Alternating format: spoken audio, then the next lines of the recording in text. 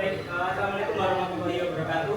Waalaikumsalam warahmatullahi wabarakatuh. Bagaimana kabarnya hari ini? Alhamdulillah baik. Jamnya ngantor ya? Kayaknya apa ya? Sebelum memulai pelajaran, marilah kita berdoa bersama-sama. Bismillahirrahmanirrahim. Raditu billahi rabba wa bil islami dina wa bi Muhammadin nabiyya wa rasula. Rabbi zidni ilma warzuqni fahma bi rahmatika ya arhamar rahimin. Amin ya rabbal alamin. Nah, saya dulu ya.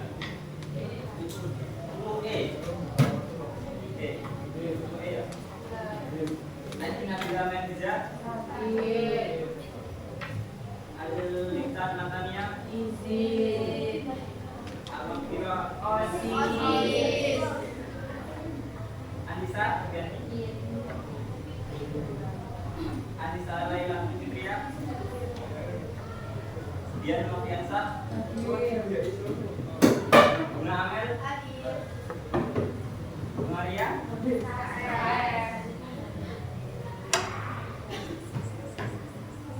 Cynthia Nabirotun.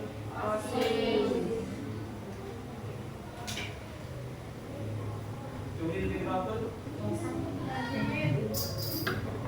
Dava Aditya. Rika Nur Maulida. Imam Maulana Akbar. Isael Barat. Kailahnya. Maharani Fatifah. Maharani Dunia. Maya Sofiani. Muhammad Idul. Muhammad Riyadika. Muhammad Masudi. India Elza. Naila Esro. Nawa Arya. Izin. Najila Trizal Mista. Nurul Maulana Maulidun. Yang berada di permukaan bumi yang memisahkan antara satu benua dengan benua lain atau satu samudra dengan satu samudra lain. Terus laut yang sangat luas biasa disebut apa? Samudra. Di dunia ini ada berapa samudra?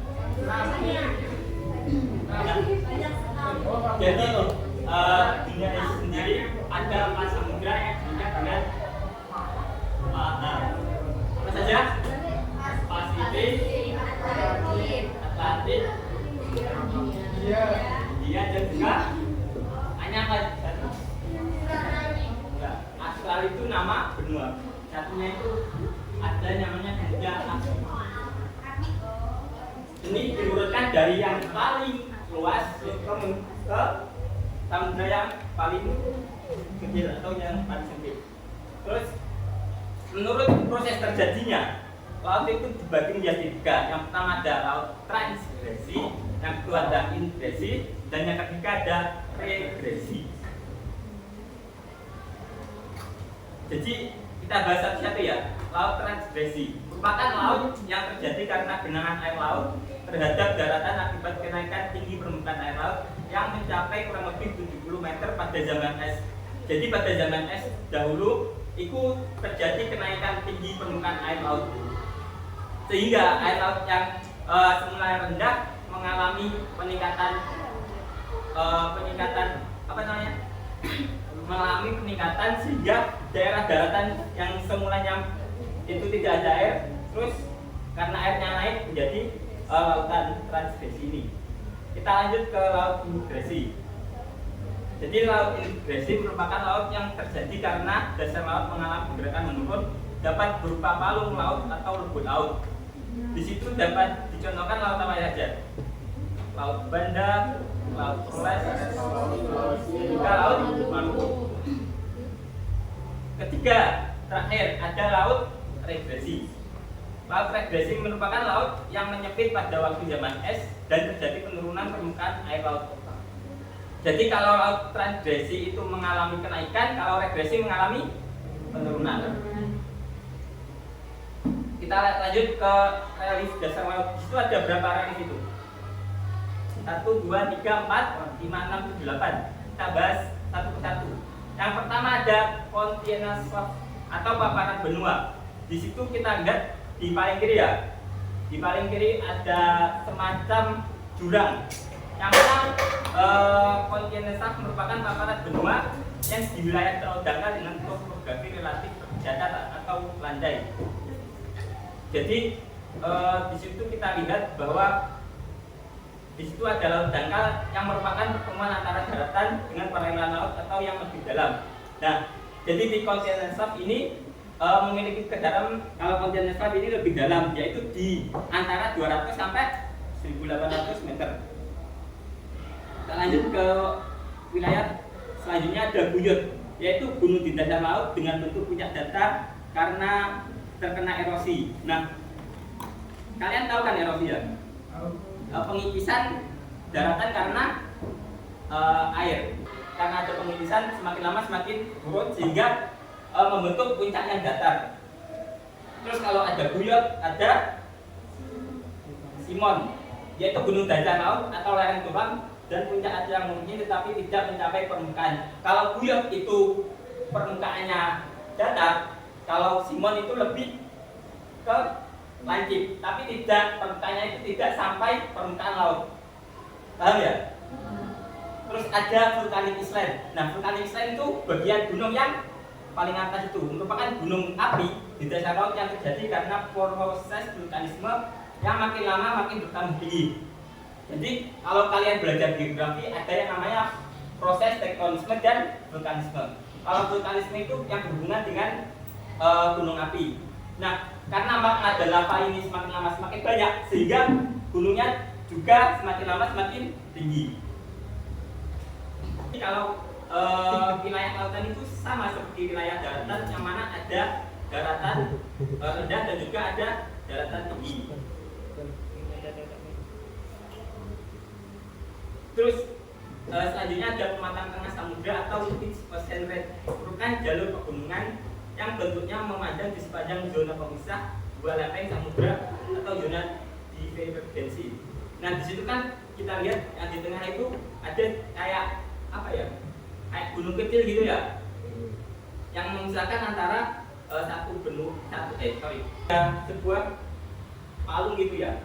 Sebuah daratan yang seperti jurang yang mana ini sangat-sangat dalam. Palung yang terkena di dunia apa namanya? Palung. Dari sini ada yang dinasar. Zona neritik ini merupakan laut dangkal. Biasanya zona neritik ini berada di sekitar pantai. Terus zona litoral atau pesisir. Nah, zona litoral ini lebih dalam dari zona neritik. Ini berada di antara garis air surut dan garis air pasang. Zona litoral ini kita lihat di situ 0 sampai 200 meter. Terus zona yang lebih dalam lagi ada zona batial atau zona laut dalam, merupakan lereng curam. Dan di daerah zona batial ini sinar mataharinya sangat sulit masuk. Nah, sedangkan paling dalam lagi ada zona batu, zona abisal yang memiliki kedalaman lebih dari 1.800 meter. Jadi zona abisal ini sama sekali tidak ada sinar matahari yang masuk karena zona abisal ini sangat-sangat dalam, melebihi 1.800 12 mil. Jadi laut teritorial ini dari 0 mil sampai 12 mil. Terus ada zona ekonomi eksklusif, merupakan zona antara 12 mil sampai 200 mil. Jadi zona ekonomi eksklusif ini biasanya dimiliki oleh suatu negara. Dan bila mana ada negara lain yang ingin memasuki zona ekonomi eksklusif ini perlu izin dari pemerintah setempat. Terus pilihan, jadi siapa saja boleh memasuki laut bebas ini tanpa izin. karena tidak termasuk dalam zona ekonomi eksklusif. Kita lanjut ke danau. Jadi apa sih danau itu? Danau merupakan suatu cekungan di bumi yang secara alamiah terisi oleh massa air. Umumnya danau ini merupakan air tawar dalam jumlah yang relatif besar. Jadi pembagian danau ini dapat dibagi menjadi 6. Ada tektonis, vulkanis, tektovulkanis, kars, dan juga glasial, dan juga danau buatan. Kita bahas satu kali ya. Danau tektonis merupakan danau yang terjadi akibat gerakan lempeng tektonik.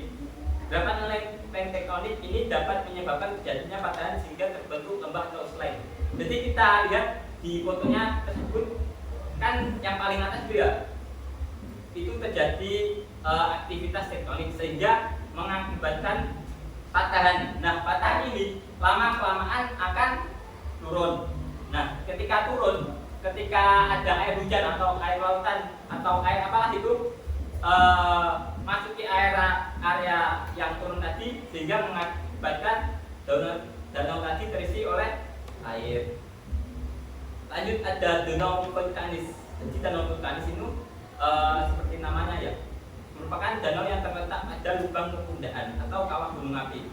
Kalau kita lihat di situ, setelah kalau ini contohnya bisa kalian pernah ke Gunung Kelut. Nah, Gunung Kelut kan pernah meletus pada tahun 2014, ya kan? Di itu setelah letusannya tadi terdapat sebuah danau yang terjadi akibat dari gabungan proses tektonik dan vulkanis. Contohnya yang namanya Pulau Samosir.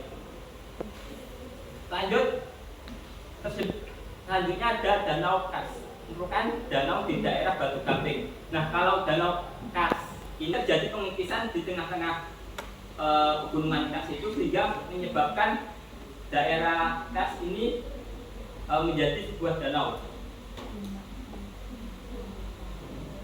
Terakhir ada danau glasial. Kalau danau glasial ini danau yang terjadi karena adanya kombinasi proses erosi dan juga pengendapan. Di sini saya gambarkan ya. Contohnya seperti di Eropa ataupun kalau di Asia itu seperti di daerah Jepang, kalau enggak Korea Selatan. Jadi ini kita ibaratkan sebuah cekungan ya. Ketika musim es, cekungan ini terisi oleh air es atau air salju. Nah, ini ibaratkan kita air es ya. Nah, terjadi sebuah cekungan. Nah, setelah musim saljunya selesai, kira-kira musim apa? Musim semi, musim panas, musim hujan. Nah, daerah yang terkena es otomatis kan mencair ya. Jadi setelah mencair itu terjadilah danau glasial atau danau yang terjadi akibat pengikisan es atau berubah wujud dari wujud yang salju menuju wujud air. Dan di sini ada yang ditanyakan atau yang kurang jelas? Belum ya? Ini ke 4 kelompok.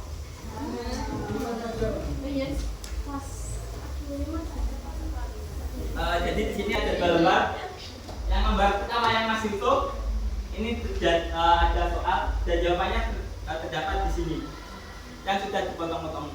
Ini baliknya udah saya kasih gunting, jadi kalian tinggal gunting sama menempelkan. Kelompoknya bagi satu deret-deret ya? Ya. Pas dan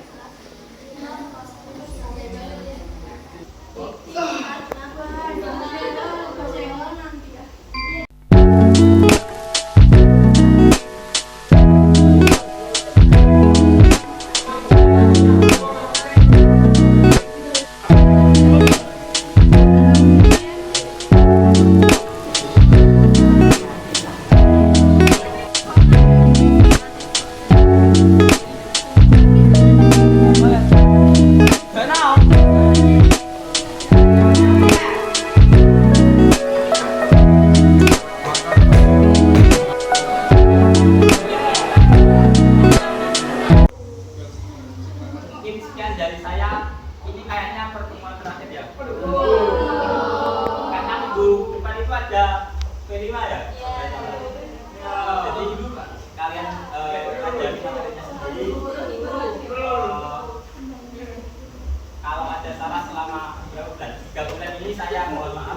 istirahatnya karena kalian juga masih belajar. Kurang lebihnya saya mohon maaf.